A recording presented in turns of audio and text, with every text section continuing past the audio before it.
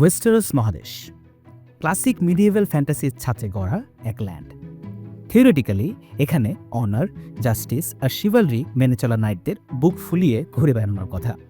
কিন্তু আমরা যারা মেইন গেম অফ থ্রোনস সিরিজটা দেখেছি, আমরা জানি যে ওখানে অনার নিয়ে বেঁচে থাকা মানুষগুলোর লাইফ স্প্যান ঠিক কতটুকু। জর্জ আর মার্টিন মূলত এই সিরিজটা বানিয়েছিলেন আমাদের রোমান্টিক ফ্যান্টাসিগুলোকে ধরে ধরে চুরমার করে দেওয়ার জন্য। সেখানে শিভালরির বদলে আমরা দেখেছি স্যার গ্রেগর ক্লিগেনের মতো সব সাইকোপ্যাথদের তাদের কাছে নাইটহুড মানে হলো লিগ্যাল লাইসেন্স টু কিল। তবে হ্যাঁ, জর্জ দাদু কিন্তু মাঝে মাঝে ভালো মুডেও থাকেন। ডাঙ্কেন এগ সিরিজটা হলো সেই প্রমাণ যে ওয়েস্টেরোসে মাঝে মাঝে সূর্য ওঠে। 1998 থেকে 2010 সালের মধ্যে লেখা এই 3টি ছোট ছোট নভেলা যেন মূল সিরিজের রেড ওয়েডিংয়ের ট্রমা থেকে বাঁচার ওষুধ। এই প্রিকুয়েল কাম স্পিন অফ গল্পগুলোর হিরো হলেন sir Duncan dung the tall, যিনি লম্বায় তালগাছ আর বুদ্ধিতে লেস্টার সে সম্ভাবনা আছে মাথামোটা শব্দটা তার থেকে আবিষ্কার হয়েছে। আর তার সাথে আছে এক দুষ্ট ন্যাড়া মাথার স্কয়ার এগ। এখানকার স্টোরি টেলিং স্টাইলটা অনেকটা সিম্পল, লাইট হার্টেড, যেখানে অনার, শিভালরি আর বন্ধুত্বের ভ্যালুগুলো সোজা সাপটাভাবে দেখানো হয়। আজকের এই ভিডিওতে আমরা a song of ice and fire ফ্র্যাঞ্চাইজের সেই চেনা গ্র্যান্ড ফ্যান্টাসি এপিক ন্যারেটিভ থেকে সরে আসব। সেভেন কিংডমের পলিটিক্স আর জিডিপির চিন্তা বাদ দিয়ে আমরা ফোকাস করব একজন সিম্পল আর ভালো মনের হেজ নাইটের সাধারণ এক গল্পের উপর, যে তার পাকনা স্কোয়ারকে নিয়ে ঘুরে বেড়ায় আর দুর্বল আর নির্দোষদের রক্ষা করে, অন্তত রক্ষা করার সর্বোচ্চ চেষ্টা করে, সে যেখানেই যাক না কেন। ওয়েলকাম আমাদের ডাঙ্ক অ্যান্ড এগের গল্পের সামারিতে, যেখানে আমরা একে একে 3টি novella the hedge night, the সর্ন সোর্ড এবং দ্য মিস্ট্রি নাইটের প্লট বিস্তারিত আলোচনা করব। আর হ্যাঁ, যেহেতু সিরিজের সিজন 1 বের হয়েই গেছে, তাই আমরা বইয়ের সাথে সিরিজের একটু তুলনামূলক কাটাছেড়াও করব। দেখব নির্মাতারা এবার বইয়ের সাথে কতটা জাস্টিস করলেন। যে দৃশ্যগুলো হুবহু মিলে যাবে সিরিজ থেকেই তুলে দেব, বাকিটা আমার মতো করে দেখাবো। আর দেব ওয়েস্টেরোসের কিছু হিস্ট্রি লেসন, যেগুলো সিরিজ দেখায়নি একদম। চলুন শুরু করে দেই। আর হ্যাঁ, স্পয়লার আছে কিন্তু, সাবধান। 209 এসি এর ওয়েস্টেরোস। স্যার ডানকান দ্য টল আর তার ফেথফুল স্কয়ার এগের এই কাহিনীর পটভূমি 209 এসিতে। মূল গেম অফ থ্রোনসের ঘটনার 89 বছর আগের কথা। আর এগন দ্য কনকোয়ারার এবং তার 2 বোনের ড্রাগনের পিঠে চড়ে ন্যারো সি পার হয়ে ওয়েস্টেরোস জয় করার ঠিক 200 বছর পরের ঘটনা। আর হাউস অব দ্য ড্রাগনের স্টোরির প্রায় 80 থেকে 100 বছর পরের ঘটনা। 209 এসিতে আমরা দেখি ড্রাগনরা বিলুপ্ত হয়েছে প্রায় 1 শতাব্দী আগে, সেই ড্যান্স অব দ্য ড্রাগনের কিছুদিন পরেই। তবুও ওল্ড ভ্যালেরিয়ার বংশধর টার্গারিয়ানদের শাসন তখনও বজায় ছিল, যদিও চ্যালেঞ্জের অভাব ছিল না। ঝামেলার মূল কারণ ছিলেন কিং এগন দ্য 4th টার্গারিয়ান, যাকে সবাই এগন দ্য আনওয়ার্দি নামে চেনে। ভালো কারণেই এই নাম। বিশাল মেদভুরিওয়ালা এই রাজা রাজ্য পরিচালনার চেয়ে নিজের অসংখ্য মিস্ট্রেসদের নিয়েই ব্যস্ত থাকতেন, যাদের গর্ভে তিনি 1 ডজনেরও বেশি অবৈধ সন্তান জন্ম দিয়েছিলেন। আর মরার আগে তিনি এক অদ্ভুত আর বলা যায় ভয়ঙ্কর ভুল সিদ্ধান্ত নেন। মৃত্যুসজ্জায় তিনি তার সব বাস্টার্ড সন্তানদেরকে বৈধ ঘোষণা করে দেন, যার ফলে সিংহাসনের উপর তাদের দাবিও প্রতিষ্ঠিত হয়ে যায়। শুধু তাই নয়, মরার আগে তিনি আগুনে ঘি ঢালেন আরেকটা কাজ করে। তার এক বাস্টার্ড ছেলে হ্যান্ডসাম আর দুর্দান্ত যোদ্ধা ডেমনকে দিয়ে যান টার্গেরিয়ান কিংদের সেই iconic sword Blackfyre. Aegon the Conqueror নিজের তলোয়ার ছিল এটা, তাই পাওয়ার আর লেজিটিমেসির সিম্বল হিসেবে এর গুরুত্ব ছিল অপরিসীম।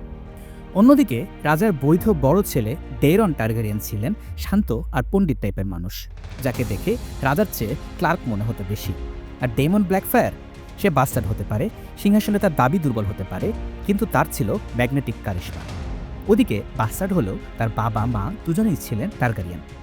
দেখতে সে ছিল একদম এগন দ্য কনকোয়ারারের কার্বন কপি, তার উপর হাতে সেই বিখ্যাত তলোয়ার। একজনের ছিল লিগ্যাল লেজিটিমেসি, অন্যজনের সিম্বলিক। তাই যা হবার তাই হলো, রাজ্যের লর্ডরা ভাগ হয়ে গেল রাজার কোন রূপালী চুলের ছেলে আয়রন থ্রোনে বসার যোগ্য তা নিয়ে।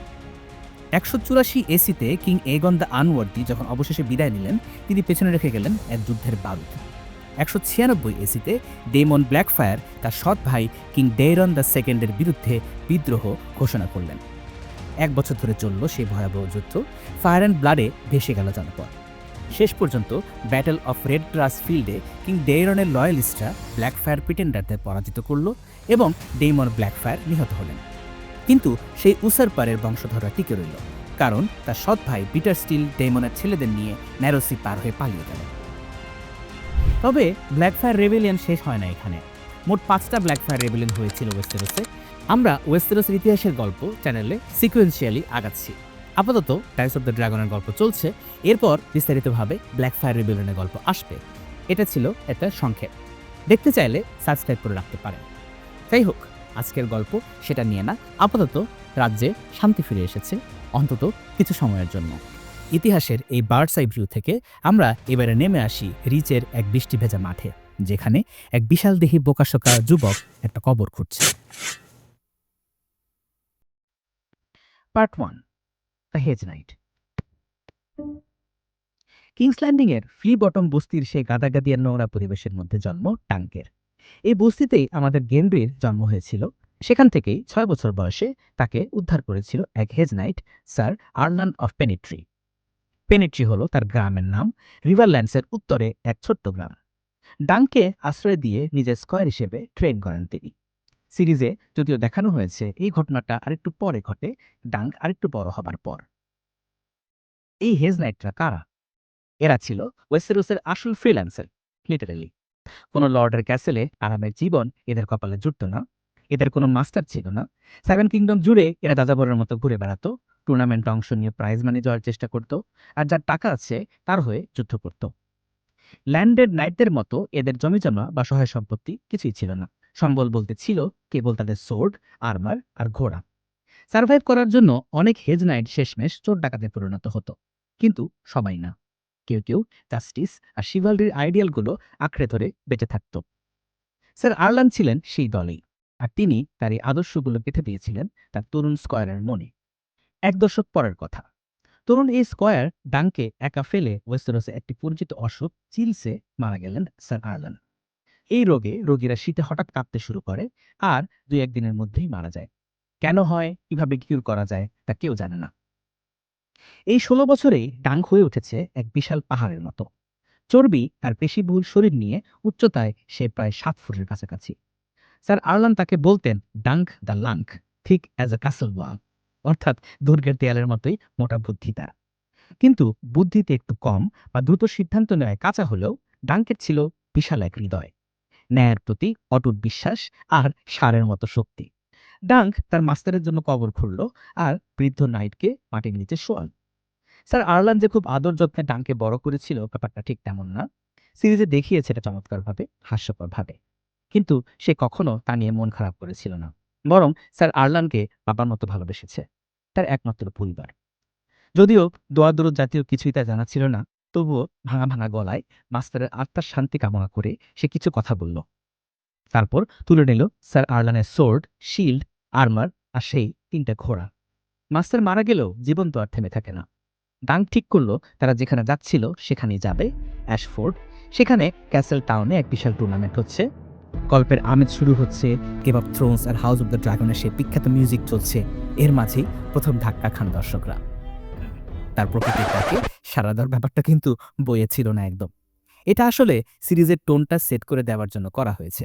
এই গল্পটা এপিক কোনো গল্প হবার কথা ছিল না, ছিল একদমই ডাউন টু আর্থ একটা গল্প, একটা রিমাইন্ডার যে প্রকৃতির ডাকে সবারই সাড়া দিতে হয়। যাই হোক, পথে একটা ছোট্ট গ্রামে থেমে সে ঢুকলো এক সরাইখানায়, একটু গরম খাবারের আশায়। আর সেখানেই তার চোখে পড়ল এক জীর্ণ শীর্ণ ফ্যাকাশে চেহারা বাচ্চার দিকে। বয়স 9 বছরের বেশি হবে না। ডাঙ্ক ভাবলো আস্থা বলে কাজ করা হয়তো, কিন্তু পিচ্চিটার যে মারাত্মক অ্যাটিচিউড প্রবলেম আছে তা বুঝতে ডাঙ্কের সময় লাগলো না। এই, আমার ঘোড়াটাকে ভালো করে ডলে দিবি, আর 3টার জন্যই ওটস লাগবে, পারবি তো? ছেলেটা সোজা তার চোখের দিকে তাকিয়ে বেয়াদবের মতো উত্তর দিল, পারি, যদি আমার ইচ্ছা হয় আর কি। ডাঙ্কের ভুরু কুচকে গেল। ধমক দিল সে, ফাজলামি করবি না, আমি একজন নাইট, মনে রাখিস। আপনাকে দেখে তো নাইট মনে হচ্ছে না। সব নাইটকে দেখতে একই রকম নাকি? না, কিন্তু দেখতে আপনার মতোও হয় না। আপনার সোর্ড বেল তো দড়ি দিয়ে বানানো। আরে, সোর্ড ধরে রাখতে পারলেই তো হলো। যা এখন ঘোড়াগুলো দেখ। ন্যাড়া মাথার ওই ছেলেটার কাছে ঘোড়াগুলো রেখে ডাঙ্ক সরাইখানার ভেতরে ঢুকে গেল একটু খাবার আর মদের খোঁজে। ভেতরে ঢুকতেই এক লর্ডলিং তাকে দেখে চিনে ফেলল। টেবিলের উপর নুয়ে পড়েছিল সে, একদম আকণ্ঠ মদে ডুবেছিল। কাঁপতে থাকা আঙ্গুল দিয়ে ডাঙ্ককে দেখিয়ে চেঁচিয়ে উঠল সেই মাতাল, আমি তোমাকে স্বপ্নে দেখেছি, তুমি আমার থেকে দূরে থাকবা, বুঝতে পেরেছো? একদম দূরে থাকবা। মাতালের প্রলাপ মনে করে ডাঙ্ক সেই কথাগুলো গায়ে মাখল না। আপনারা কিন্তু মনে রাখবেন, এই কথাগুলো জরুরি। গেম অফ থ্রোনস আর হাউস অফ দ্য ড্রাগনসে কিছু চরিত্র আছে যারা ভবিষ্যৎ দেখতে পারে, কিন্তু এই লোকের প্রফেসির ব্যাপারে আমরা পরে আসবো। খাওয়া শেষ করে বাইরে এসে দেখে এলাহি কাণ্ড। সেই ন্যাড়া মাথার পিচ্চিটা স্যার আর্লানের আর্মার গায়ে চড়িয়ে তার ঘোড়ার পিঠে উঠে নাচানাচি করছে। ডাঙ্ক তো রেগে মেগে বকাচকা শুরু করলো, কিন্তু ছেলেটা তাতে দমার পাত্র না, উল্টো নাছর বান্দার মতো পায়না ধরল ডাঙ্কের সাথে যাওয়ার জন্য। কিন্তু একজন ট্রাভেলিং হেজনাইটের স্কোয়ারের জীবন যে কতটা কষ্টের তা ডাঙ্ক হারে হারে জানে। তাই বাচ্চা ছেলেটাকে সেই কষ্টের মধ্যে ফেলতে চাইল না সে। সোজা সাপটা না করে দিয়ে সে একে আবার পথে নামল। অ্যাশফোর্ড ক্যাসেল টাউনের ঠিক উল্টো দিকে নদীর ওপারে বিশাল মেডো যেন লিনেন রঙের ফুলে ছেয়ে গিয়েছিল। ওইগুলো আসলে ফুল ছিল না, ছিল অসংখ্য তাঁবু, মার্চেন্টের স্টল আর পারফর্মারদের স্টেজ। এই সব কিছুর উপরে মাথা উঁচু করে দাঁড়িয়েছিল লর্ডদের সব সিল্কের প্যাভিলিয়ন। সেখানে উঠছিল ল্যানিস্টারদের লায়ন, ব্যারাথিয়ানদের স্ট্যাগ, হাই টাওয়ারের আর আরও ছোট বড় অসংখ্য হাউসের সিজিল। এই হাইলর্ডদের ভিড়ে ডাঙ্কের কোনো জায়গা ছিল না, তাই সে একটু দূরে এক জঙ্গলের ধারে নিজের ক্যাম্প করল। এরপর বের হলো আর্মারের খোঁজে। স্যার আর্লানের পুরনো চেয়ারমেইল তার এই বিশাল শরীরের সাথে ঠিক মানাচ্ছিল না। টুর্নামেন্ট মার্কেটে ডাঙ্কের দেখা হলো এক কামার স্টিলি পেটের সাথে। পেট রাজি হলো এই বিশাল দেহী ছেলেটাকে নতুন আর্মার বানিয়ে দিতে। বিনিময়ে অ্যাডভান্স হিসেবে তাকে দিতে হলো স্যার আর্লানের পুরনো গিয়ার আর একটা ঘোড়া। বাকি টাকা ডাঙ্ক কনফিডেন্টলি বলল টুর্নামেন্ট জিতে চ্যাম্পিয়নের প্রাইজ মানি থেকে সে বাকিটা শোধ করবে। ক্যাম্পে ফিরে ডাঙ্ক তো অবাক, সেই আস্তে বলে পিচ্চিটা এখানেও হাজির। ছেলেটার নাচরবান্দা স্বভাব দেখে ডাঙ্ক অবশেষে হার মানল, রাজি হলো তাকে স্কোয়ার হিসেবে নিতে। এরপর নিজের নাম বলল। বিচ্ছু ছেলেটা শব্দ করে হেসে উঠল। ডাঙ্ক, স্যার ডাঙ্ক, এটা কোনো নাইটের নাম হলো? ডানকানের শর্ট ফর্ম নাকি? হ্যাঁ, ডানকান, ডাঙ্ক বলল। আসলে তার নাম শুধু ডাঙ্কি ছিল, সেই হিসেবে ডানকান নামটা এগি তাকে দিয়েছে। Sir Duncan of. ডাঙ্কের তো আর কোনো নাম বা হাউস নেই, তাই সে বানিয়ে বানিয়ে বলল স্যার ডানকান দ্য টল। আমি তো কখনো স্যার ডানকান দ্য টলের নাম শুনি নাই। তুমি কি সেভেন কিংডমের সব নাইটকে চেনো নাকি? ছেলেটা পেয়াদাবের মতো তাকিয়ে বলল, ভালো ভালোগুলোকে চিনি, আমিও যে কোনো নাইটের মতোই ভালো। টুর্নামেন্টের পর সবাই জানবে আমার নাম। তোমার নাম আছে কোনো? ছেলেটা একটু ইতস্তত করল, তারপর বলল, এক। যাই হোক, ক্যাম্প আর ঘোড়া দেখাশোনা করার জন্য এখন একটা স্কোয়ার জুটল ডাককে। সে এবার গেল লর্ড অ্যাশফোর্ডের স্টুয়ার্ডের কাছে টুর্নামেন্টে নাম লেখাতে। কিন্তু সেখানে গিয়ে খেলো আরেক ধাক্কা। তাকে বলা হলো এলিজিবল হতে হলে তার নাইটহুড প্রমাণ করতে হবে, আর তার জন্য যে কোনো নোবেল বা লর্ডকে তার হয়ে ভাউচ করতে হবে। সিরিজে তখন ম্যানফ্রেড ডন্ডারিয়ানের সাথে ফাইট করার কথা বলেছিল ডাঙ্ক। এই ম্যানফ্রেড ডন্ডারিয়ান ছিল ওই বেরিক ডন্ডারিয়ানের গ্রেট গ্র্যান্ডফাদার। কিন্তু প্রমাণ কোথায়? স্টুয়ার্ট কনভিন্সড হলেন না। বিশাল ঝামেলা। ডাঙ্ককে কে চিনবে? একমাত্র ভরসা কেউ যদি স্যার আর্লানকে চেনে। তাই সে তেমন কোনো লর্ডকে খুঁজতে শুরু করলো। সিরিজে দেখায় এ সময় তার সাথে দেখা হয় মজার মানুষ লায়নেল ব্যারাথিয়ানের সাথে। তিনিই কিন্তু ছিলেন রবার্ট ব্যারাথিয়ানের গ্রেট গ্র্যান্ডফাদার। এই সাক্ষাতের গল্পটা বইয়ে নেই। এখানে লায়নেল ব্যারাথিয়ানের চরিত্রটা সুন্দর করে দেখানো হয়েছে, ব্যারাথিয়ানের চরিত্রের সাথে মেলে, কিছুটা কমিক রিলিফ আর কি। আর একই সাথে পরে যা ঘটতে চলেছে তার সেটআপ। বইয়ে দেখানো হয় বুকভর আশা নিয়ে সে ম্যানফ্রেড ডন্ডারিয়ানকে খুঁজে বের করে। এটা সিরিজেও আছে। এই ঘটনার পর তিনি স্যার আর্লানকে মনেই করতে পারলেন না। ভালচার কিংয়ের সাথে ফাইট করেছিল তার সাথে স্যার আর্লান। এটা আবার কোন ভালচার কিং? আমরা আমাদের আগের গল্পগুলোতে দুটো ভালচার কিংয়ের কথা শুনেছি। একটা এগন টারগারিয়ানের ছেলে এনিসের আমলে, আরেকটা কিং জেহেরিসের আমলে। এটা 3 নম্বর না 4 নম্বর ভালচার কিং। এই ঘটনা ঘটেছে বেশি দিন হয়নি। ডাঙ্ক তখন স্যার আর্লানের কাছে শোনা গল্পটা বলে, কিভাবে হাউস ডন্ডারিয়ানের সিজিল তৈরি হয়েছিল। এগনের কনকোয়েস্টের অনেক আগে ডন্ডারিয়ান হাউসের প্রথম সদস্য ডর্নে একটা মেসেজ বহন করে নিয়ে যাচ্ছিল। হঠাৎ একটা তীর এসে তার ঘোড়াকে আঘাত করল। তিনি ছিটকে পড়লেন। আড়াল থেকে 2 জন আর্মার পরা ডর্নিশম্যান বের হয়ে এলো। তার সোর্ড ভেঙে গিয়েছিল তার নিচে। তিনি মনে করলেন আর কোনো উপায় নেই, তিনি শেষ। কিন্তু ডর্নিশরা যখন তার কাছে এগিয়ে এলো, তখন আকাশে বিদ্যুৎ চমকালো। এক তীব্র উজ্জ্বল বেগুনি বিদ্যুতের তৈরি রেখা এসে ওই 2 জনের উপর পড়ল, আর তারা সেখানেই পুড়ে মারা গেল। সেই মেসেজটা তখনকার স্টর্ম কিংকে ডর্নিশদের বিরুদ্ধে জিততে সাহায্য করেছিল। তার প্রতিদান হিসেবে তাকে লর্ড বানিয়ে দেওয়া হলো। নতুন লর্ড ডন্ডারিয়ান তার সিজিল বানালেন সেই দৈব ঘটনাকে স্মরণ করে। এক তারাভরা আকাশের মাঝে এক বেগুনি আঁকাবাঁকা বজ্রপাত। এরকম হাউজের সিজিলের বেশ কিছু গল্প ওয়েস্টেরোসের ইতিহাসে ছড়িয়ে ছিটিয়ে আছে। যদি আপনারা চান তা নিয়ে আলাদা একটা ভিডিও বানানো যেতে পারে, কমেন্টে জানাবেন। আপনারা ইমপ্রেসড হলেও লর্ড ম্যানফ্রেড ডনটারহেন কিন্তু কনভিন্স হলেন না। তিনি বললেন, এই গল্প দুনিয়া সবাই জানে, এটা জানলেই নাইট হওয়া যায় না, ভাগো এখান থেকে। সিরিজে দেখানো হয় এখানে মনক্ষুণ্ণ হয়ে ডাঙ্ক এসে একে খুঁজে পায় আর ওই কথোপকথনটা হয়। এখানে মোটামুটি এপিসোড 1-এর গল্প শেষ হয়। অনেক সেট নিয়ে গল্প শুরু হয়েছে বলে সময় লেগে গেল। আগামী পর্বে ডাঙ্কের দেখা হবে কিছু টার্গারিয়ান প্রিন্সের সাথে। আমরা দেখব তাদের ফ্যামিলি ট্রি আর ওই সময়কার ওয়েস্টেরোসের পলিটিক্স। দেখা হবে সেই ভিডিওতে। ভালো থাকবেন।